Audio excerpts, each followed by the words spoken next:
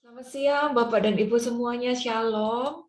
Kita ketemu lagi ya minggu ini. Kita akan melanjutkan tema dari minggu yang kemarin, God's Warrior. Saya akan share screen sebentar ya.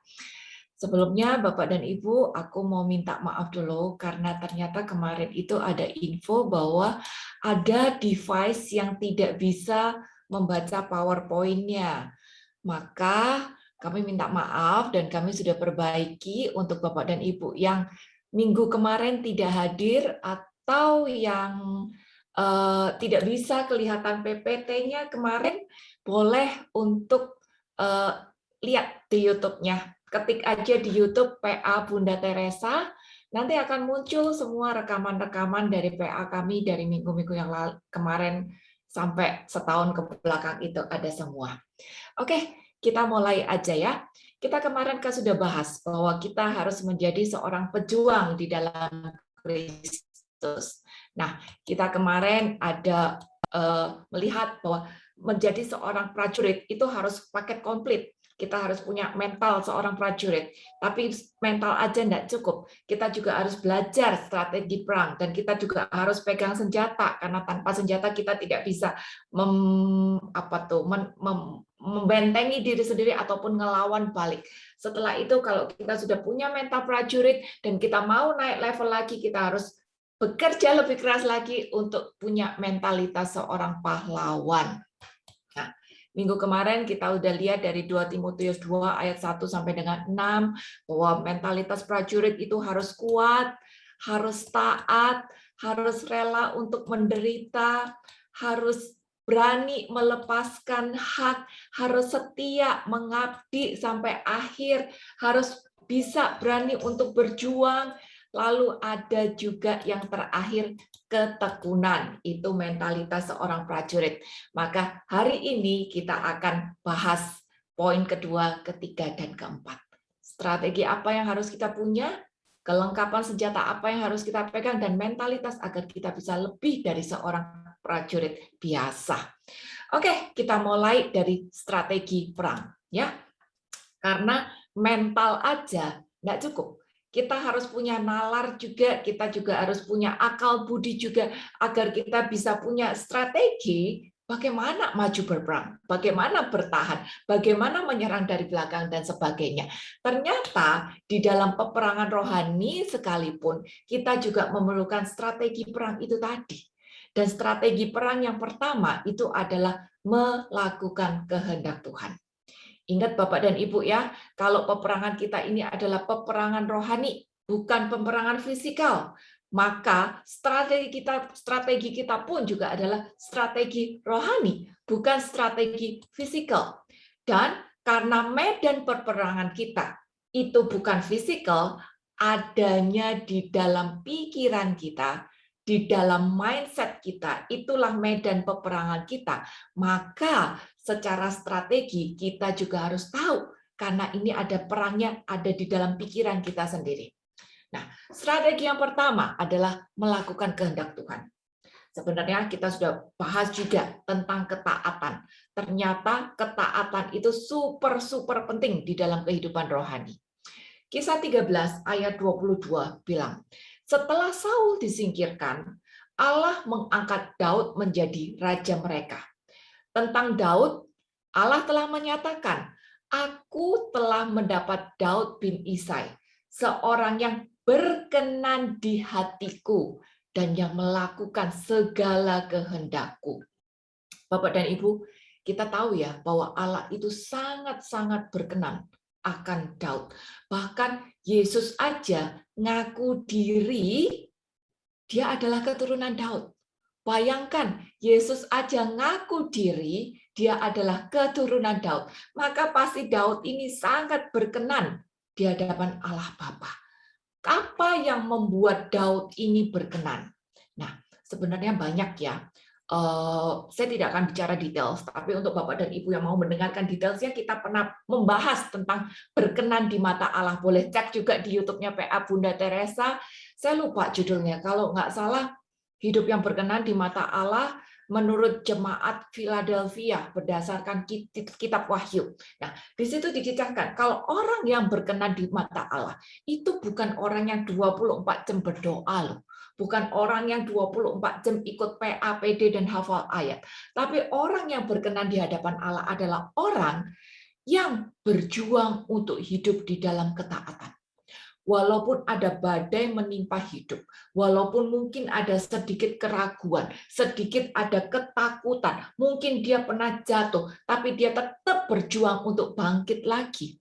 Dia tetap berjuang agar taat sama Allah, walaupun hal-hal yang dia hadapi itu tidak gampang. Dan jatuh bangun itu membuat orang berkenan di hadapan Allah. Mungkin kita ambil contoh dari Daud sendiri ya. Kita tahu kehidupan Daud itu dari awal bukan kehidupan yang gampang. Sejak kecil dia sudah dikucilkan oleh saudara-saudaranya, diejek-ejek, apa tuh namanya, kambing domba yang dia gembalakan itu tidak banyak sebetulnya, cuma 2 biji. Dia pun dilupakan sama bapaknya. Dan dia, walaupun sudah diurapin untuk menjadi raja, prosesnya dia untuk menjadi raja itu butuh lama. Belasan tahun untuk dia masuk ke dalam kerajaan dan menjadi raja. Dan setelah dia menjadi raja, hidupnya juga bukan hidup yang gampang. Jatuh bangun dia. Jatuh di dalam peperangan, lawannya banyak, mau dibunuh sama Saul, rajanya sendiri, dikudeta sama anaknya sendiri. Perjuangannya luar biasa. Tapi di balik segala macam perjuangan itu, satu hal yang Daud selalu usahakan, agar apapun yang dia lakukan, itu menyenangkan Tuhan. Walaupun dia pernah jatuh, di Alkitab, ini tidak menceritakan hal-hal yang baik aja, Bapak dan Ibu. Banyak kejadian-kejadian buruk. Bahkan aib, aib itu diceritakan di dalam Alkitab. Ini menunjukkan bahwa manusia itu tidak ada yang sempurna. Dan kita tidak boleh terjebak dengan konsep dunia yang hanya mau menunjukkan, oh hidupku sempurna. Enggak. Di Alkitab dibuka semua aib-aib. Bahkan Daud pun kita tahu dia jatuh pada perselingkuhan. Pembunuhan dengan sengaja. Kalau hari ini disebutnya pembunuhan tingkat 1 karena itu direncanakan dan disengaja. Saul juga jatuh pada 1000 orang wanita. Banyak sekali aib-aib yang dibuka di sini. Maria Magdalena terikat pada 7 roh jahat. Tetapi walaupun mereka pernah jatuh, mereka berusaha lagi untuk bangkit dan tidak menyesali keadaannya. Tidak makin terjerumus, tidak makin terdakwa oleh keadaannya. Tapi dia cepat bangkit. Dan itu yang membuat hidupnya berkenan di mata Allah. Bagaimana sekarang dengan Anda dan saya? Kita pun bukan orang yang sempurna. Ada banyak cacat di dalam kehidupan kita. Bahkan aib-aib di dalam hidup kita yang mungkin menjadi celaan-celaan dunia, memalukan diri kita sendiri. Tapi sanggupkah kita untuk bangkit dari itu semua tadi dan membawa setiap kelemahan, setiap cacat hidup kita, setiap aib hidup kita, setiap hal yang buruk di dalam hidup kita, dan bawa itu semua makin dekat kepada terang. Saat kita bawa itu semua makin dekat kepada terang, di situ iblis tidak punya celah untuk mendakwa. Dan hidup kita akan makin berkenan di hadapan Allah. Karena kita sudah tidak lagi didakwa oleh iblis. Kita tahu, minggu lalu udah belajar, iblis tidak bisa masuk ke dalam diri kita karena tubuh ini adalah bait Allah. Tapi dia bermain dengan pikiran kita. Dia akan mendakwa kita, Sheila kamu dulu lakukan ini, oh kamu dulu lakukan ini, kamu kan melakukan yang memalukan itu, kamu kan pernah jatuh. Nah, itu adalah dakwaan-dakwaan iblis. Dan di dalam peperangan ini, kalau kita jatuh pada dakwaan iblis, maka kita akan kalah. Tetapi kalau kita berani bawa segala macam cacat itu makin dekat kepada terang, kita bawa ke Tuhan, Tuhan, ini cacatku, ini aib-aibku, ini kejatuhanku Tuhan. Aku mau serahkan kepada Engkau dan aku mau berjuang untuk bertobat. Pada saat iblis mendakwa kita, kita sudah bawa itu kepada terang. Dan kita bisa katakan kepada iblis, saya sudah ngaku dosa. Saya sudah bawa ini kepada Tuhan. Dan hari ini bersama dengan Tuhan, aku akan menjadi manusia yang lebih baik. Itu Bapak dan Ibu. Berkenan adalah bagaimana kita berjuang untuk hidup di dalam ketaatan. Walaupun itu bukan sesuatu yang gampang. Dan kalau kita bisa hidup di dalam perkenanan Allah itu tadi, kekuatan kita itu bukan dari kekuatan kita sendiri, tapi kekuatan kita itu berasal dari Allah.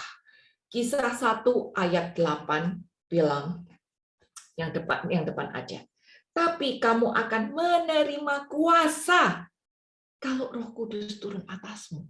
Jadi kemampuan kita untuk hidup berkenan di hadapan Allah, walaupun melewati peperangan yang luar biasa, permasalahan yang luar biasa, dakwaan iblis yang seperti nodong kepala kita, tapi kekuatan kita untuk bangkit, maju, dan berperang, itu adalah kekuatan dari Roh Kudus itu sendiri. Saat kita punya Roh Kudus, kita berani hidup yang berkenan di hadapan Allah. Dan kehidupan kita yang masih berjuang di dalam kesempurnaan itu menjadi sebuah kesaksian hidup, persembahan hidup di Yerusalem, Yudea, sampai Samaria, sampai dengan ujung bumi. Itu Bapak dan Ibu, itulah perjuangan kita untuk hidup di dalam ketaatan. Bukan berarti kita menjadi sempurna, tapi bagaimana kita berjuang untuk menuju kesempurnaan itu. Walaupun jatuh, bangun lagi. Walaupun nggak kepengen, kita tetap lakukan berdasarkan kekuatan dari Roh Kudus. Dan ini hanya bisa kita lakukan kalau terus kita mendekatkan diri pada Allah. Yakobus 4 ayat 7 mengatakan, karena itu tunduklah kepada Allah dan lawanlah iblis, maka ia akan lari daripadamu. Taat. Satu kunci ketaatan adalah tunduk kepada Allah. Saat kita tunduk kepada Allah, iblis akan tetap mendakwa kita. Kamu salah, kamu berdosa, kamu memalukan, kamu dulu lakukan ini. Iblis akan tetap mendakwakan kita. Tapi saat kita takwa, saat kita taat kepada Allah, tunduk kepada Allah, dia mendakwa, tapi dia melihat ketaatan kita, dia akan lari. Karena hidup kita, walaupun jatuh bangun, kita tetap terfokus kepada terang. Kita buka seluruh aib kita, bawa itu kepada terang. Itu adalah hidup yang berkenan di hadapan Allah. Strategi yang kedua adalah iman. Nah, iman dan ketaatan, ini satu paket, nggak bisa dipisah-pisahkan. Iman itu bukan dibuktikan dengan berdoa, ya, tapi iman itu dibuktikan dengan ketaatan. Sedangkan ketaatan itu adalah bukti dari iman kita.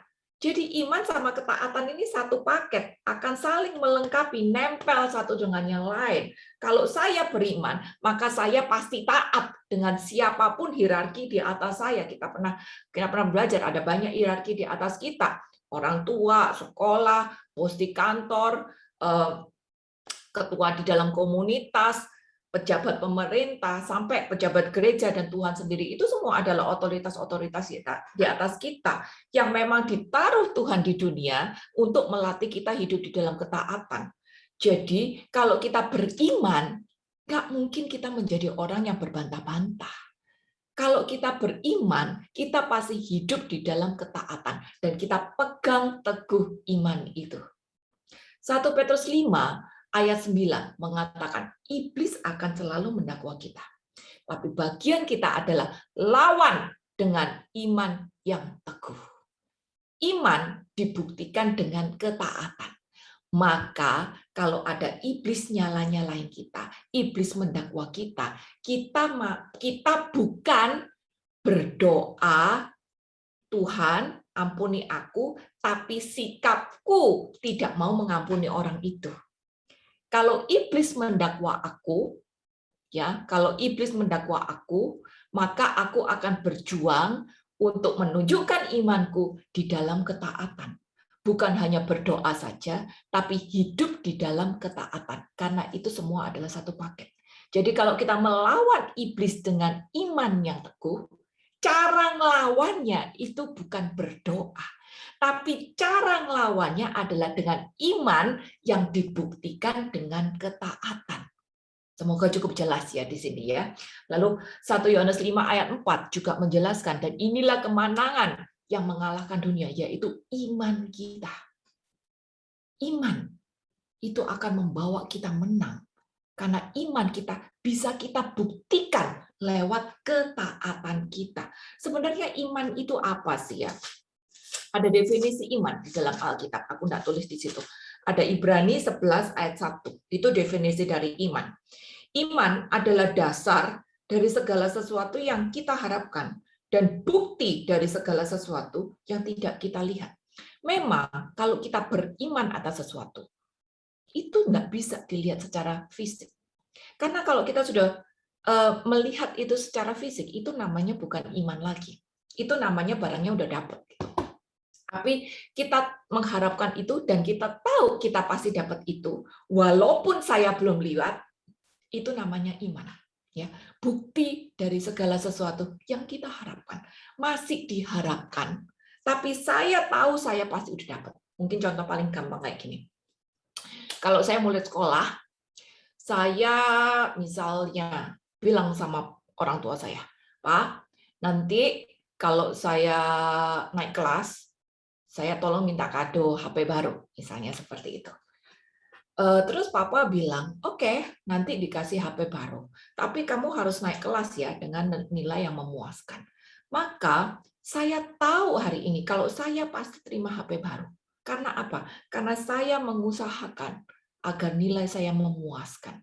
Jadi walaupun saya belum dapat HP itu, saya tahu saya sudah dapat karena saya sudah melakukan, saya sudah mengusahakan dengan taat, maka saya pasti dapat walaupun barangnya belum terima. Itu adalah iman. Dan hari ini kita harus punya iman seperti itu. Kita bisa mengalahkan dunia, kita bisa mengalahkan mindset kita sendiri, kita bisa mendapat apa yang memang Tuhan sudah sediakan untuk Anda dan saya, walaupun barangnya belum kelihatan, tapi saya tahu saya sudah dapat. Bapak dan Ibu, itu adalah iman. Dan iman yang kita punya hari ini harus berdasarkan ginosko. Ginosko itu apa? Ginosko itu adalah kelekatan dengan Tuhan. Sederhana yang begitu. Ginosko itu adalah kelekatan kita dengan Tuhan. Semakin kita lekat dengan Tuhan, semakin kita ginosko. Semakin kita mengerti pikiran Allah, semakin kita mengerti menjadi satu dengan hati Tuhan, dengan pikiran Tuhan. Maka apa yang kita imani bukan lagi cuma sekedar keyakinan tanpa dasar. Bukan cuma sekedar apa yang aku kepengen, kedagingan, tapi yang aku imani berdasarkan imanku atas relasi pribadiku dengan Tuhan. Aku mengerti apa yang Dia kehendaki, aku mengerti apa yang Dia siapkan untuk aku, maka aku tahu aku pasti mendapatkan itu. Jadi iman itu bukan sekedar kejadian, bukan sekedar keyakinan tanpa dasar, tapi kita tahu berdasarkan relasi kita dengan Tuhan. Dan iman setiap dari kita bisa jadi berbeda. Kalau saya hari ini, dengan kondisi saya sekarang ini, saya hanya punya iman bahwa apapun yang terjadi, saya baik-baik saja. Saya mengalami banyak roller coaster kehidupan, terutama di dalam hal keluarga, tekanan-tekanan iman dan tekanan-tekanan keluarga segala macam. Tapi iman saya mengatakan bahwa saya baik-baik aja. Mungkin Bapak dan Ibu punya iman yang berbeda di dalam peperangan kehidupan Anda masing-masing, dan itu tidak apa-apa. Yang pasti Anda harus punya iman bahwa dasar dari iman itu bukan cuma keyakinan tanpa dasar, tapi dasar dari iman itu adalah ginosko, relasi kedekatan pribadi dengan Tuhan. Karena kita punya kedekatan pribadi dengan Tuhan, maka iman itu bisa kita lakukan, kita bisa langkahi, kita bisa lakukan. Karena iman harus dibuktikan dengan ketaatan. Kita tahu ayat, iman tanpa perbuatan adalah sia-sia. Maka iman harus dibuktikan dengan ketaatan. Kembali ke dari kisah Daud ya. Kita tahu kalau Daud itu punya iman yang luar biasa. Terbukti pada waktu pertama kali dia mau masuk ke kerajaan, ya, dia masih kecil, masih ABG, disuruh lawan Goliat. Kita tahu semua ceritanya. Dan apa yang terjadi? Seluruh pasukan Israel nggak ada yang berani ngelawan si Goliat itu tadi. Tapi si kecil Daud dengan gagah berani, dia berani maju.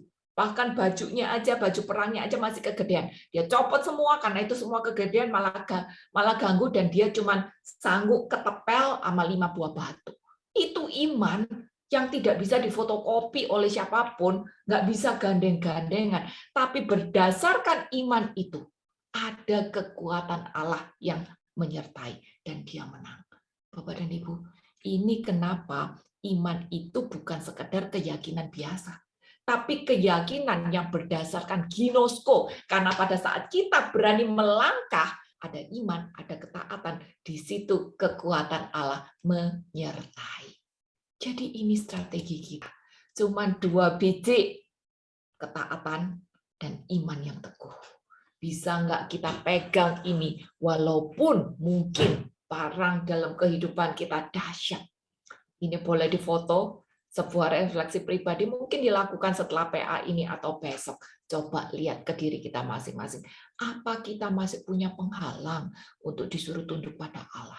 Pada saat Allah suruh aku berbagi, suruh aku mengampuni, suruh aku untuk menerima dia, suruh aku untuk bertahan dengan keadaan, suruh aku untuk berekonsiliasi sukacita. Apa aku masih punya penghalang untuk lakukan itu? Kalau ada penghalang, bagaimana caranya mengatasi halangan itu? Dan refleksi juga, di masa-masa lalu, pasti Anda pernah menghadapi perang rohani. Apakah Anda menang? Apakah Anda kalah? Itu tidak apa-apa. Tapi hari ini, pakai itu tadi sebagai sebuah pengajaran pribadi. Agar nanti saat kita menghadapi peperangan lagi, kita bisa bersikap dengan lebih baik. Itu strategi yang harus kita punya. Sederhana, taat, dan pegang iman yang teguh. Berikutnya, kelengkapan senjata Allah. Aku pakai Efesus 6 ayat 10 sampai 18. Ini memang bicara tentang perlengkapan rohani. Jadi, karena kehidupan kita adalah sebuah peperangan, maka otomatis kita butuh senjata. Nggak mungkin peperangan tanpa senjata. Walaupun mental kuat, walaupun strategi pintar, tetap kita butuh senjata. Dan itu pun dijelaskan di Efesus 6. Tuhan juga ngajarin loh kita untuk pakai senjata-senjata rohani. Aku bacakan ya, perlengkapan rohani. Akhirnya, hendaklah kamu kuat di dalam Tuhan, di dalam kekuatan kuasa-Nya. Kenakanlah seluruh perlengkapan senjata Allah, supaya kamu dapat bertahan melawan tipu muslihat iblis. Itulah musuh kita, iblis yang berusaha memerangi iman kita. Karena perjuangan kita bukanlah melawan darah dan daging, tapi melawan pemerintah-pemerintah, melawan penguasa-penguasa, melawan penghulu-penghulu dunia yang gelap ini, melawan roh-roh jahat di udara. Sebab itu, ambillah seluruh perlengkapan senjata Allah, supaya kamu dapat mengadakan perlawanan pada hari yang jahat itu, dan tetap berdiri setelah kamu menyelesaikan segala sesuatu. Jadi, berdirilah tegap, berikat pinggangkan kebenaran, dan berbaju sirahkan keadilan. Kakimu berkasutkan kerelaan untuk memberitakan Injil damai sejahtera. Dan dalam segala keadaan, pergunakanlah perisai iman, sebab dengan perisai itu, kamu dapat memadamkan semua panah api dari jahat. Dan terimalah ketopong keselamatan dan pedang roh, yaitu firman Allah. Dalam segala doa dan permohonan, berdoalah setiap waktu di dalam roh, dan berjaga-jagalah di dalam doamu itu dengan permohonan yang tak putus-putusnya untuk segala orang kudus. Bapak dan Ibu, aku harap Anda semua punya kitab suci ya di depannya, jadi bisa lihat secara komplit. Judul dari perikop ini adalah perlengkapan rohani.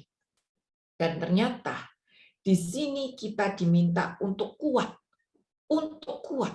Dan kekuatan kita itu bukan dari diri sendiri. Tadi kita sudah baca bahwa kekuatan kita itu berasal dari Allah. Kalau kita memang mau hidup di dalam strategi ketaatan dan iman, maka kekuatan kita ada di dalam Dia. Saat kita kuat, maka kalau kita menghadapi peperangan, Tuhan mau di akhir perang itu kita tetap berdiri teguh. Tuhan nggak mau di akhir perang kita geletak, letoy, pingsan, cacat, luka.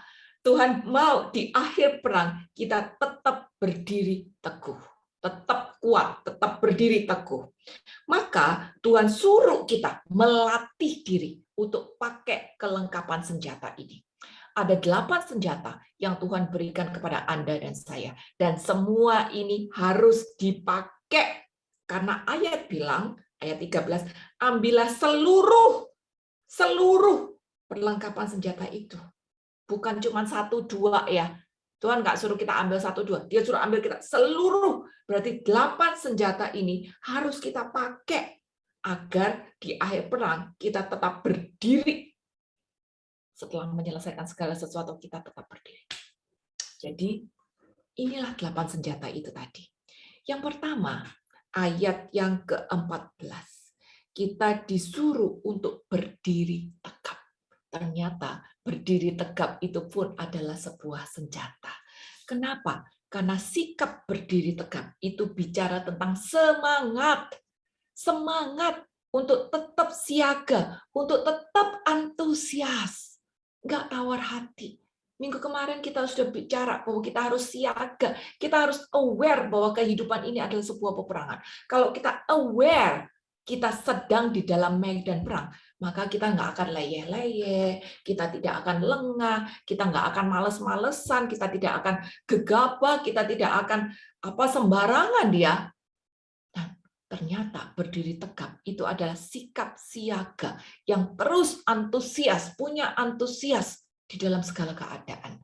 Jadi kalau ada iblis menyerang, kita nggak kabur duluan, atau aduh takut, atau loyo duluan, atau tutup mata, atau pura-pura mati segala ya, enggak. Tapi kita berdiri tegap, tetap punya antusias, semangat. Kenapa? Karena kita kuat, karena kita punya iman dan kita mau berjalan dengan dalam ketaatan strategi itu tadi, maka kita tetap berani untuk berdiri tegap. Semangat, jangan tawar hati. Itu asalnya dari hati kita sendiri. Di sini yang menentukan semangat kita. Di sini awal pertama kita menentukan bakal menang apa enggak, bakal maju apa enggak, di hati kita sendiri. Maka Amsal 24 ayat yang ke-10. Amsal 24 ayat yang ke-10 aku bukakan sebentar.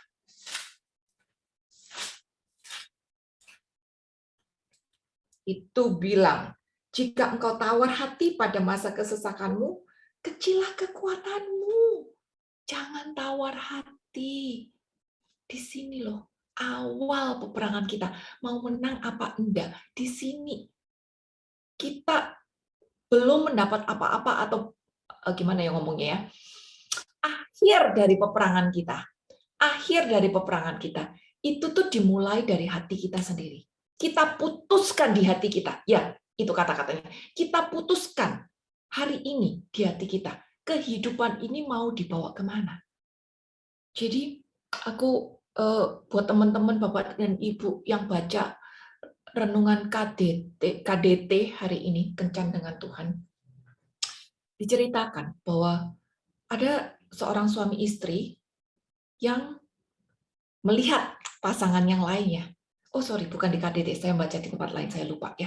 Intinya, suami istri yang satu, ini setelah bertahun-tahun, dia tetap romantis. Dan yang satunya, usia perkawinannya belum panjang. Maka pada waktu dia melihat mereka ini tetap romantis, dia tanya, dia ngomong, saya harap kehidupanku nanti juga kayak gitu. Setelah bertahun-tahun tetap romantis. Dan suami istri yang ini ngomong, jangan harap, tapi putusin dari sekarang. Dia tulis seperti itu. Jangan ngarep, dia katakan seperti itu. Nggak usah ngarep, tapi kamu putuskan dari sekarang. Itulah semangat kita yang tidak tawar hati.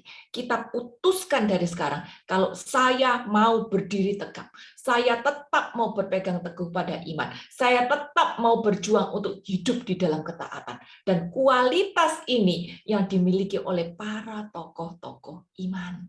Dari sejak Nuh, Henok, Daud, Musa, sampai kita hari ini, kita harus berjuang untuk punya kualitas seperti itu. Amsal 4 ayat 23 bilang, jagalah hatimu dengan segala kewaspadaan, karena dari situ terpancar kehidupan. Hati itu adalah pusat dari segalanya. Komitmen kita dimulai dari hati. Semangat kita dimulai dari hati. Dan keputusan kita untuk tetap mau menjaga iman dan ketaatan, itu juga dimulai dari hati. Maka kalau kita memutuskan hari ini, di dalam hati kita, saya mau tetap berdiri tegak. Walaupun ada banyak godaan, ada banyak tantangan, ada banyak hal memalukan terjadi dalam hidupku, aku akan tetap berjuang untuk berdiri tegak. Dan itu sudah menjadi senjata yang nomor 1. Senjata yang nomor 2, ikat pinggang kebenaran. Kita sudah baca tadi ayatnya ya. Kita tahu Bapak dan Ibu, orang-orang zaman dulu itu bajunya kan beda dengan kita ya. Baju mereka itu kan kayak baju Romo atau baju misdinar gitu yang gombrong-gombrong gede-gede. Maka kalau perang pakai baju yang lebar-lebar kayak gitu, kira-kira susah atau gampang? Pasti ngerepotin banget kan. Mau rawat ini bajunya libet banget karena gede banget. Maka ikat pinggang itu membantu agar baju itu tadi nggak malah bikin repot gitu loh. Jadi ikat pinggang itu perlu banget membantu. Ternyata ikat pinggang itu membantu agar baju nggak bikin repot dan membuat kita bebas bergerak, kan? Karena bajunya sekarang jadi ringkas. Baju misinar yang gede-gede itu tadi diikat, itu malah membantu agar kita menjadi bebas bergerak. Bukan hanya membantu agar kita menjadi bebas bergerak, tapi juga melindungi perut kita. Karena di perut kita kan sekarang ada sesuatu yang tebal, kan? Jadi melindungi perut kita. Nah, apa itu ikat pinggang rohani kita? Ternyata ikat pinggang rohani kita namanya adalah ikat pinggang kebenaran. Itu yang menjadi ikat pinggang rohani kita. Apa itu kebenaran? Yohanes 17 ayat 17 itu ngomong dengan simple, jelas. Firman-Mu adalah kebenaran. Jelas. Jadi kebenaran itu adalah firman Tuhan. Di dalam kehidupan kita, di dalam peperangan yang kita hadapi. Kalau kita mau bebas bergerak, maka kita harus pakai ikat pinggang. Dan ikat pinggang kita adalah firman. Sesuai dengan Yohanes 17 ayat 17b itu tadi. Dan ikat pinggang itu tadi membuat kita bebas bergerak. Kenapa? Yohanes 8 ayat 32 itu menjelaskan, dan kamu akan mengetahui kebenaran, dan kebenaran itu akan memerdekakan kamu. Kebenaran yang adalah firman. Kebenaran yang adalah firman. Kebenaran itu memerdekakan. Membuat kita bebas bergerak. Orang merdeka kan bebas bergerak kan. Nah, di sini kita harus tahu Bapak dan Ibu bahwa konsep kebenaran dunia berbeda. Konsep kebebasan dunia berbeda dengan konsep kebebasan surga. Kita harus tahu konsep kebebasan dunia itu berarti aku bisa melakukan segala sesuatu sakarepku dewe, tanpa peduli orang lain, tanpa peduli aturan-aturan, ya, itu kebebasan dunia, dan ternyata kebebasan itu malah bisa menjatuhkan kita kepada dosa. Tapi konsep kebebasan surga adalah hidup di dalam ketaatan firman Tuhan. Kalau kita hidup di dalam ketaatan firman Tuhan, di situ kita bebas dari dosa. Maka kebebasan rohani itu menjauhkan kita dari dosa. Tapi kebebasan dunia itu menjatuhkan kita pada dosa. Di sini kita diminta untuk pakai ikat pinggang kebenaran. Ikat pinggang, sesuatu yang membuat kita bebas bergerak, bergerak ala surga, bukan bergerak ala dunia, dan kebenaran itu adalah firman. Firman yang membebaskan kita dari ikatan-ikatan dunia. Firman yang membebaskan kita dari konsep-konsep dunia. Firman yang membebaskan kita dari dosa. Ini adalah ikat pinggang. Dan ikat pinggang itu harusnya nempel terus kan di perut kita. Hari ini kita pun juga pakai ikat pinggang. Biar celana kita atau rok kita nggak goyang kan, kita pakai ikat pinggang. Dan ikat pinggang itu untuk ngukur, untuk naker. Pinggangku tambah lebar apa enggak. Ya kan? PSBB ini PPKN 1,5 tahun kita di rumah, siapa yang ikat pinggangnya bolongannya udah geser gitu. Ikat pinggang ini buat naker, buat ukur. Demikian juga di dalam kehidupan rohani. Kita diminta untuk pakai ikat pinggang yang adalah firman Tuhan untuk mengukur aku ini udah kebablasan atau masih fit di dalam koridor kebenaran firman Tuhan. Jadi itu kenapa ikat pinggang yang adalah firman itu menjadi senjata penting, urutan nomor 2 loh, jadi penting untuk peperangan rohani kita. Lalu yang ketiga, baru baju sirah. Kita tahu baju sirah itu kan apa itu? Untuk logam yang untuk nutupin bagian-bagian vital kita kan. Dada, paru, jantung, hati, perut, apa segala macam gitu ya. Itu penting kan juga di dalam peperangan.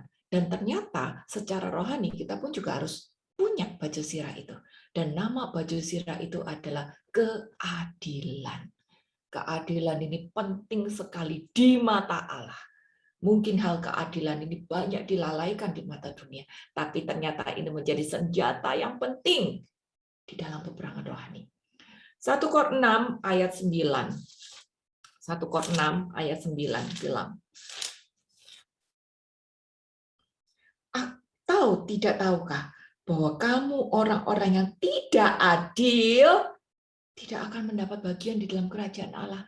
Ya ampun, Bapak dan Ibu, kita sering mikir ya, nggak adil aja loh, ya udahlah, cincang-cincang dikit lah, merem-merem dikit lah. Kita sering mikir gitu kan, kalau pakai konsep dunia. Tapi ternyata ayat bilang, nggak adil itu nggak masuk kerajaan Allah loh. Sedemikian beratnya hukum keadilan itu tadi di mata Tuhan. Kenapa? Karena sekali lagi, keadilan di mata Allah itu berbeda dengan keadilan di mata dunia. Kalau keadilan di mata dunia, mungkin bicara, oh aku kalau punya anak 3, kasih coklat 1, itu adil. Kalau 1 orang terima 2, ya semuanya 2, itu adil. Tapi bukan seperti itu keadilan di mata Allah. Keadilan di mata Allah itu kayak gini.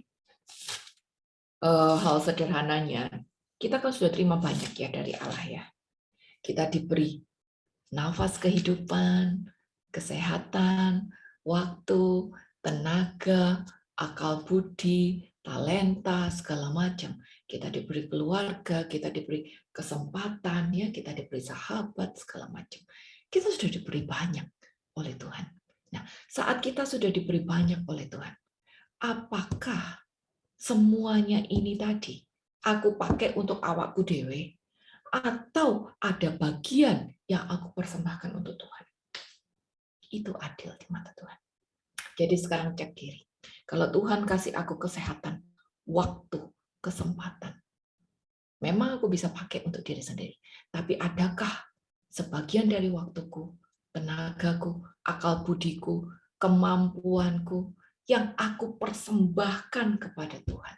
Persembahkan loh ya, kepada Tuhan.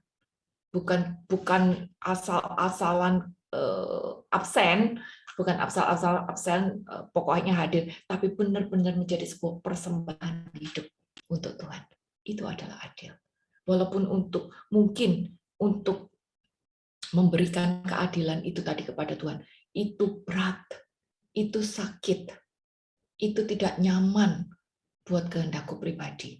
Tapi ternyata itu adalah baju sirah kita di dalam peperangan rohani.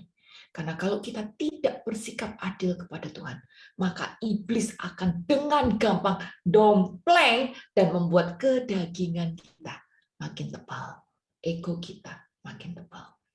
Amos 5 ayat 15b itu bilang, Amos 5 ayat 15b, dan tegakkanlah keadilan di pintu gerbang. Jadi Alkitab pun mengajarkan bahwa konsep keadilan ini sangat penting di mata Allah. Bagian kita sekarang adalah introspeksi. Sudahkah saya menjalani kehidupanku ini tadi dengan seimbang sehingga aku bisa memberikan yang terbaik dari apa yang Tuhan sudah percayakan untuk aku. Lalu senjata yang keempat adalah kasut kerelaan untuk memberitakan Injil. Kasut itu kan sepatu ya. Kalau namanya perang, nggak mungkin kita bisa perang tanpa sepatu. Jalanan panas, jalanan bisa aja berbatu-batu, dan itu akan menyakitkan untuk kaki kita. Buat kita cepat kalah duluan walaupun belum ngapa-ngapain karena kakinya udah sakit kan gitu. Jadi kalau kita mau bertahan lama di dalam peperangan ini sampai akhir, maka mau nggak mau kita harus pakai sepatu. Hari ini aja deh, kalau yang jogging jalan pagi, ada nggak sih yang kuat tanpa sepatu? Apalagi kalau jalannya yang masih berbatu-batu begitu, belum aspal, pasti sakit kakinya. Jadi kalau kita mau bertahan lama di dalam peperangan rohani ini, kita harus pakai sepatu.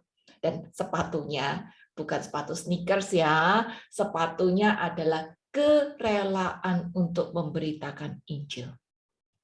Rupanya kerelaan kita untuk memberikan Injil, itu yang akan menolong kita untuk kuat bertahan, menyelesaikan peperangan ini sampai akhir nanti. Walaupun jalanan panas, walaupun ada batu-batu yang menyakitkan, mungkin ada gangguan-gangguan di jalan, ada becek, ada basah, ada kotor, ada binatang-binatang, kita tetap bisa libas itu semua karena kita pakai sepatu. Jadi sepatu itu penting.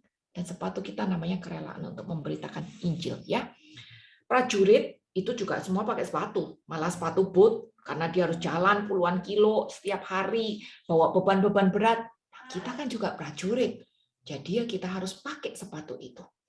Roma 10 ayat 13 sampai 15. Roma 10 ayat 13 sampai 15. Roma 10 ayat 13 sampai 15. Karena dengan hati orang percaya dan dibenarkan. Dan Roma 10 ayat 13.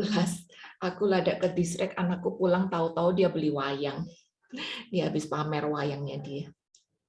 Sebab barang siapa yang berseru kepada nama Tuhan akan diselamatkan. Tapi bagaimana mereka dapat berseru kepadanya jika mereka tidak percaya kepada Dia? Bagaimana mereka dapat percaya kepada Dia jika mereka tidak mendengar tentang Dia? Bagaimana mereka mendengar tentang Dia jika tidak ada yang memberitakannya? Dan bagaimana mereka dapat memberitakannya jika mereka tidak diutus? Seperti ada yang tertulis, betapa indahnya kedatangan mereka yang membawa kabar baik. Bapak dan Ibu, minggu kemarin saya sudah ingetin bahwa kita dipanggil sebagai panggilan kita. Bukan hanya panggilan sebagai sahabat Kristus, bukan hanya panggilan sebagai murid Kristus, bukan hanya panggilan sebagai mempelai Kristus, apalagi sekedar pengikut doang. Enggak. Tapi panggilan kita juga sebagai seorang prajurit. Dan sebagai seorang prajurit, kita harus hidup di dalam ketaatan untuk melakukan tugas-tugas. Dan salah satu tugas kita adalah memberitakan kebenaran firman. Karena hari ini kita diutus. Hari ini tongkat estafet, kepanjangan tangan Allah, pelebaran gereja itu ada di tangan Anda dan saya. Maka lewat peperangan rohani, kita ini sebenarnya diminta untuk memberitakan Injil Kristus. Sehingga kehidupan kita yang masih jatuh bangun, kehidupan kita yang penuh dengan cacat dan perjuangan, kehidupan kita yang masih belum sempurna ini bisa menjadi sebuah kesaksian hidup yang memberitakan Injil. Jadi sebenarnya di sini kita ini diminta untuk menjadi saksi Kristus, menginjil untuk menjadikan orang-orang di sekitar kita murid Kristus. Untuk bisa menjadikan orang-orang sekitar kita murid Kristus, maka otomatis saya harus jadi murid duluan. Nggak mungkin saya memuridkan orang kalau saya sendiri belum menjadi seorang murid. Jadi jangan cuma ngefans sama Tuhan Yesus ya. Jangan cuma ngefans sama Tuhan Yesus, tapi ingat kita adalah prajurit yang harus berperang. Dan agar kita bisa tahan peperangan ini sampai akhir, kita harus punya kerelaan untuk memberitakan Injil. Kalau kita cinta, kita rela. Kalau kita cinta, kita mau berjuang ini sampai akhir. Senjata yang kelima, perisai iman. Kita tahu perisai, tameng. Tameng ya. Tameng ini kan berguna untuk kasih double protection. Kalau kita udah punya baju sirah, kita punya tameng, maka badan kita punya double protection. Kalau kita sudah pakai kasut, kita pakai tameng dan kita tunduk, maka kaki kita punya double protection. Kalau kita sudah pakai helmet, kita pakai tameng, maka kepala kita punya double protection. Jadi perisai itu adalah double protection. Dan perisai kita adalah iman. Tadi kita sudah baca bahwa iman juga adalah bagian dari strategi kita yang harus kita pegang teguh dan kita buktikan di dalam ketaatan. 1 Petrus 5 ayat 9 kita sudah baca juga tadi bilang bahwa lawanlah dengan iman yang teguh. Dan itu menjadi protection buat kita. Iman, ada waktunya iman itu mungkin galau, goyah, bingung, takut. Yesus pun juga pernah takut ya. Tapi saat kita punya iman, kita itu bisa mengalahkan rasa galau, mengalahkan rasa takut, mengalahkan rasa bingung, dan kembali fokus pada yang benar. Itu perjuangan iman kita. Sedikit goyah, kita kuat lagi. Sedikit goyah, kita fokuskan lagi. Dan itu menjadi perisai untuk kekuatan peperangan ini, iman kita. Yohanes 6 ayat 38. Sebab aku telah turun dari surga, bukan untuk melakukan kehendakku, tapi untuk melakukan kehendak Dia yang mengutus aku. Bapak Ibu, Yesus pun turun ke dunia menjadi seorang manusia biasa yang mengosongkan dirinya. Maka dia pun juga berjuang. Tapi dia terus menguatkan imannya. Dia terus menguatkan imannya. Dan dengan mengatakan bahwa dia melakukan apa yang disuruh Bapa, apa yang diutuskan untuk dia. Jadi iman kita akan terus kuat kalau kita mengandalkan Tuhan ini tadi. Dan ini menjadi double protection buat peperangan rohani kita. Senjata yang keenam adalah ketopong keselamatan. Ketopong itu helmet untuk nutupin kepala. Kita tahu kepala ini penting banget ya. Untuk kehidupan kita. Kalau kepala kita dipenggal ya udah deh habis kan. Jadi kita perlu perlindungan untuk kepala itu tadi.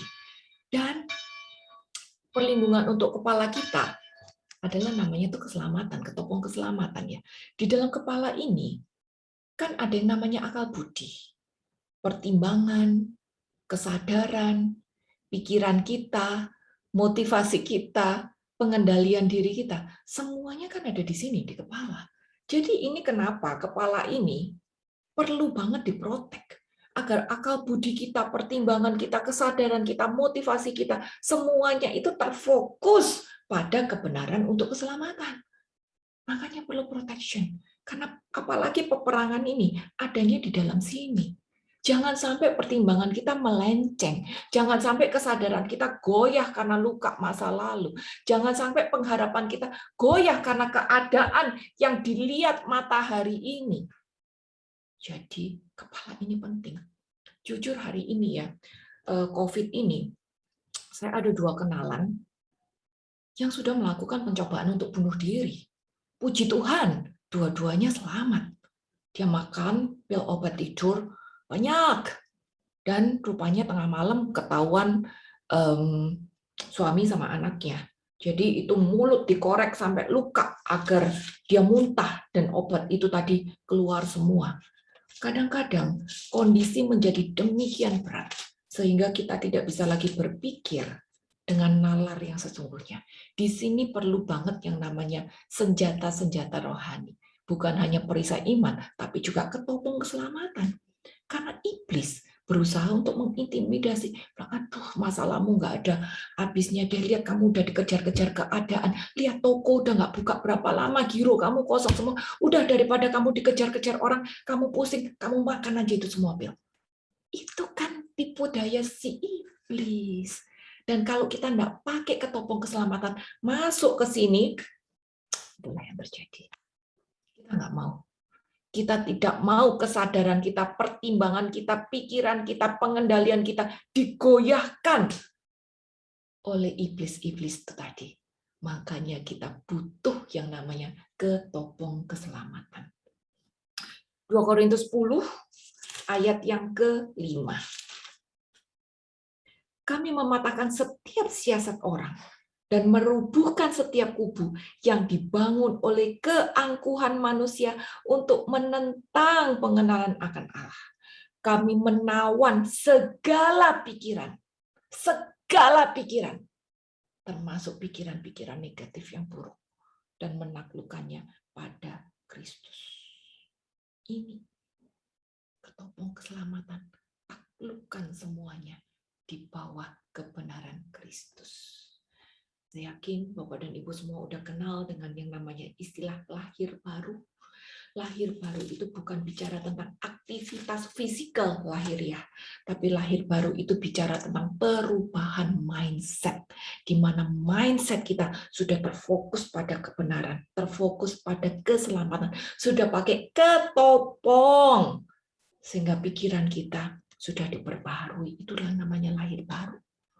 Roma 12 ayat 2. Janganlah kamu menjadi serupa dengan dunia ini, tapi berubahlah oleh pembaharuan budimu, sehingga kamu dapat membedakan mana kehendak Allah, mana yang baik, mana yang berkenan kepada Allah, dan mana yang sempurna. Berubahlah oleh pembaharuan budi. Kalau kita bahasa Inggrisnya bilang, renewing your mindset. Lahir baru itu dimulai dari pikiran. Kalau Anda perhatikan, seluruh perlengkapan senjata rohani itu tadi, pertama dimulai dari hati, sebagai pusat kehidupan kita, lalu mengarah ke pikiran, tempat peperangan rohani kita. Dan pikiran ini harus diperbaharui, sehingga kita bisa membedakan mana kehendak Allah atau mana tipuan iblis. Kadang tipuan iblis itu tidak kelihatan, sangat halus. Entertain kesombongan kita, entertain rasa nyaman kita, memberi kita jawaban-jawaban instan, menuntun kita pada jalan keluar yang cepat, membawa pada kenyamanan kita. Tapi kalau kita pakai ketopongan keselamatan, mindset kita udah diperbarui, di situ kita diubahkan. Di situ kita pakai senjata penting untuk bertahan. Berikutnya, senjata ke-7. Tuhan bawa kita bukan hanya untuk bertahan gitu aja ya. Tapi Tuhan juga suruh kita balas. Perang juga harus pakai senjata untuk balas gitu, bukan hanya bertahan gitu, tapi juga punya senjata untuk balas. Dan senjata kita untuk balas namanya adalah pedang. Pedangnya adalah pedang roh, ya. Bukan samurai, bukan pisau dapur, pisau daging, atau segala macam yang Star Wars punya, bukan senapan, tapi pedang kita adalah pedang roh. Kita sudah baca tadi Yohanes 8 ayat 32, bahwa dengan roh kita dimerdekakan. Dengan firman Allah, dengan roh kita dimerdekakan. Aku bacakan sekali lagi deh, biar ingat. Dan kamu akan mengetahui kebenaran, dan kebenaran itu akan memerdekakan kamu. Jadi dengan firman, dengan roh kita dimerdekakan. Maka kita lawan balik. Karena ternyata pedang roh ini bukan hanya memerdekakan kita, bukan hanya ngelawan ke arah depan, ya, tapi juga membuat kita menjadi lebih baik. Ibrani 4 ayat 12, aku yakin Bapak dan Ibu semuanya ini sudah hafal, firman Allah yang hidup dan kuat lebih tajam daripada pedang bermata dua. Ya. Roh, senjata untuk menyerang, senjata untuk membela diri, itu bisa kita dapat kalau kita bersatu dengan Allah yang adalah firman, maka rohnya dalam bentuk firman itu tetap ada di dalam kita, dan ini akan berfungsi sebagai pedang bermata dua, bukan hanya untuk nyerang balik, tapi juga untuk memperbaiki kita, sehingga segala macam kelemahan, keburukan, kedagingan kita makin hari makin terkikis, membuat kita menjadi lebih baik, kayak begitu. Pedang bermata dua. Kita tidak lagi berdusta pada diri sendiri, kita tidak lagi hidup di dalam kepura-puraan, tidak lagi motivasi palsu, kita hidup di dalam lebih ketulusan, tidak lagi bermuka dua, dan kita bisa makin bertahan di dalam godaan-godaan. Contohnya, pada waktu Tuhan Yesus dicobai di padang gurun, dia akan lawan iblis dengan memperkatakan firman Tuhan. Bapak dan Ibu boleh baca pencobaan di padang gurun. Iblis dikalahkan pada saat Yesus memperkatakan firman Tuhan. Ada tertulis, ya, itu perkataan firman Tuhan. Jadi kita juga harus seperti itu. Ini kenapa kita harus bukan hanya belajar firman, tapi kita juga bisa menghidupi firman itu agar kalau ada godaan-godaan, cobaan-cobaan, intimidasi, kita bisa memperkatakan pedang roh sesuai dengan kebenaran firman Tuhan. 2 Korintus 10 ayat 4 dan 5. 2 Korintus 10 ayat 4 dan 5. Karena senjata kami dalam perjuangan bukanlah senjata duniawi. Senjata duniawi itu apa? Uang lah, kuasa lah, backup lah, knowledge lah. Itu bukan senjata kita. Melainkan senjata kita adalah senjata yang diperlengkapi dengan kuasa Allah from higher authority. Keren kan? Senjata kita from higher authority yang sanggup untuk meruntuhkan benteng-benteng. Kami mematahkan setiap siasat orang, merubuhkan setiap kubu yang dibangun oleh keangkuhan manusia. Keangkuhanku diri sendiri loh. Egoku sendiri, luka-lukaku masa sendiri, kekerasan hatiku sendiri, ngeyelku sendiri. Ini yang dirobohkan dulu oleh pedang roh itu tadi, untuk menentang pengenalan akan Allah dan menawan segala pikiran dan menaklukkannya pada Kristus. Jadi luar biasa. Ini bukan memutihkan kita, tapi juga membantu kita untuk melawan serangan-serangan ada. Lalu senjata yang terakhir, berdoa dalam roh. Berdoa dalam roh ini bukan bahasa roh, ya. Berdoa dalam roh itu bukan dalam roh, tapi berdoa dalam roh itu bukan berdoa bahasa roh, tapi berdoa di dalam roh adalah berdoa di mana kita dengan kesungguhan kita bawa seluruh keberadaan kita, jiwa, hati, pikiran kita bawa semuanya kepada Allah, sehingga benar-benar menyatu dengan Allah, benar-benar berkomunikasi dengan Allah. Ini yang namanya berdoa dalam roh. Yohanes 5 ayat 16 bilang, karena itu hendaklah kamu saling mengaku dosamu dan saling mendoakan supaya kamu sembuh. Ini ayat B yang aku mau digarisbawahi. Doa orang benar bila dengan yakin didoakan sangat besar kuasanya. Sering orang salah kaprah dengan ayat ini. Orang sering menginterpretasikan yakin didoakan itu besar kuasanya. Salah Bapak dan Ibu. Tadi kita udah belajar, yakin itu bukan cuma sekedar yakin, tapi yakin itu adalah yakin dengan iman berdasarkan komunikasi relasi pribadi kita dengan Tuhan, sehingga Tuhan menaruh sesuatu pada hati dan pikiran kita sehingga kita punya iman dan keyakinan itu. Jadi yakin itu bukan sekedar yakin. Ayat ini lebih tekankan kayak gini, doa orang yang benar. Kalau kita benar, berarti kita punya iman. Kalau kita benar, berarti kita punya ketaatan. Ingat tadi, iman sama taat satu paket. Jadi hidup di dalam kebenaran ini yang ditekankan dulu. Saat kita hidup di dalam kebenaran, ketaatan, otomatis ada iman, ada keyakinan yang berdasarkan iman.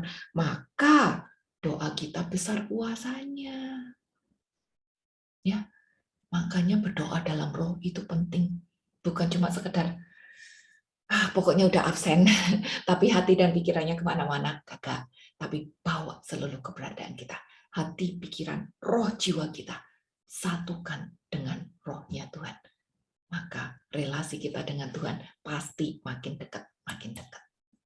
Berikutnya, yang terakhir, kita tidak mau berhenti menjadi seorang prajurit, tapi kita juga harus berjuang agar kita bisa menjadi seorang pahlawan.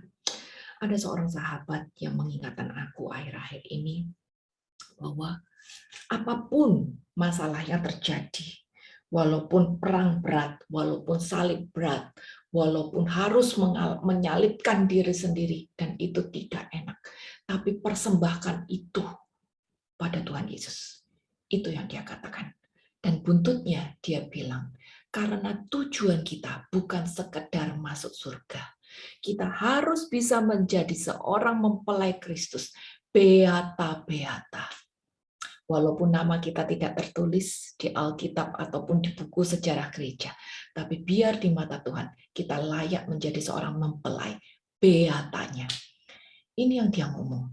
Dan itu nancep di dalam aku. Maka jangan puas untuk menjadi seorang prajurit. Kita harus berjuang untuk punya mental seorang pahlawan. Filipi 1 ayat 37 sampai 30, sedikit lagi ya Bapak dan Ibu. Nasihat supaya tetap berjuang, berarti perang lagi. Hanya hendaklah hidupmu berpadanan dengan Injil Kristus, supaya apabila aku datang, aku melihat, dan apabila aku tidak datang, aku mendengar bahwa kamu teguh berdiri dalam satu roh, sehati sejiwa berjuang untuk iman yang timbul dari pemberitaan, dari berita Injil. Dengan tiada digentarkan sedikit pun oleh lawanmu. Bagi mereka semuanya itu adalah tanda kebinasaan, tetapi bagi kamu tanda keselamatan, dan itu datangnya dari Allah. Sebab kepada kamu dikaruniakan bukan saja karunia untuk percaya kepada Kristus, melainkan juga untuk menderita untuk Dia.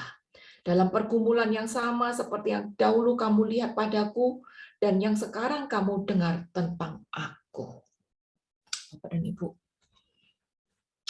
untuk menjadi seorang pahlawan, kita harus hidup di dalam persatuan, apapun yang terjadi. Ya, kita harus hidup di dalam persatuan. Sederhana, bisa kerjasama, bisa tolong menolong, bisa hidup berkelompok, bisa satu pikiran. Kalaupun ada berbeda pendapat, kita tetap bisa berdamai. Ada kesatuan dan relasi kita dengan Tuhan akan memampukan kita punya hikmat untuk melakukan itu. Ingat, iblis itu adalah roh pemecah. Dan dia bisa, keluarin konflik kecil. Saya sudah terlalu sering melihat komunitas atau apapun juga berkonflik hanya gara-gara kecil. Konsumsi roti atau donat berantem, baju merah biru berantem, lagu A atau B berantem, mau pakai OBS atau PPT berantem. Dan kadang-kadang kalau berantem, rekonsiliasinya nggak mau sampai lama, bertahun-tahun. Itu iblis senang. Jadi, prinsip orang Jawa gampang, yang waras ngalah. Prinsip gereja juga sederhana, yang penting damai. Beda pendapat itu wajar. Semua akan bekerja untuk melakukan yang terbaik, apalagi di dalam dunia pelayanan, semua bekerja untuk memberikan yang terbaik pada Tuhan. Tapi kepala kita kan beda-beda. Jadi kalau kepala beda itu wajar, tapi kalau kita punya hikmat, mau berjuang untuk tidak kasih celah bagi iblis yang berusaha untuk memecah, maka kita tetap hidup di dalam persatuan. Kalaupun beda, ya udahlah, cincai. Kalaupun ada konflik, ya udahlah, sebentar rekonsiliasi, yang waras ngalah. Itu mentalitas pahlawan. Alkitab ajarkan seperti itu. Lalu yang berikutnya, Alkitab juga ajarkan hidup tanpa rasa takut. Hidup tanpa rasa takut itu bukan berarti kita tidak boleh takut, ya enggak. Yesus pun pada waktu disalib, dia juga ketakutan. Tapi imannya, tadi kita udah belajar, imannya membuat dia kuat kembali. Dia bisa mengatasi rasa takutnya. Ini pun yang harus kita punya. Apapun yang hari ini kita alami, mungkin kita takut dengan keadaan, sakit penyakit, kita bingung dengan kondisi keluarga, kita masih sedih dengan konflik-konflik yang ada, kita takut dengan keuangan segala macam. Tapi biar iman kita bisa mengalahkan rasa takut itu tadi. Itu mentalitas pahlawan. Mentalitas pahlawan juga dia tidak akan berhenti sampai di sini. Berjuang terus sampai akhir. Makanya tadi harus pakai kasut, pakai sepatu. Ini yang membuat kita berjuang. Menyerahkan keadaan seutuhnya pada Tuhan. Berserah. Mungkin kehendakku tidak terjadi, keinginanku tidak terjadi, tapi biar rencana Tuhan yang digenapi di dalam hidupku. Dan kalau hari ini aku boleh menanggung salib ini, biar ini menjadi sebuah anugerah yang memurnikan aku. Bapak dan Ibu, biar mentalitas pahlawan ini yang ada di dalam diri Anda dan saya, untuk bisa hidup di dalam persatuan, hidup tanpa rasa takut, dan terus berjuang tanpa henti sampai akhir nanti. Walaupun berat, tapi biarkan salib ini kita bisa persembahkan untuk Tuhan yang membuat kita makin layak di hadapannya. Dan 2 ayat terakhir, biar nanti Tuhan bisa mengatakan ini untuk kita. Yeremia 20 ayat 11, tapi Tuhan menyertai aku, kita boleh ganti ini dengan nama kita sendiri, tapi Tuhan menyertai aku, Sheila, Evelyn, Ilona, Irene, Pak Rudi, Pak Franz, William, biar ini katakan untuk nama kita sendiri. Tapi Tuhan menyertai aku, seperti pahlawan yang gagah. Sebab itu, orang-orang yang mengejar aku akan tersandung jatuh, dan mereka tidak dapat berbuat apa-apa. Yoel 3 ayat 10 bilang, tempalah mata bajakmu menjadi pedang, dan pisau-pisau pemangkasmu menjadi tombak. Baiklah orang yang tidak berdaya berkata, aku ini pahlawan. Bapak dan Ibu, biar kita menjadi pahlawan-pahlawan. Mungkin tidak di mata orang dunia, tapi biar kita bisa menjadi pahlawan-pahlawan iman yang layak di hadapan Tuhan. Semoga menjadi berkat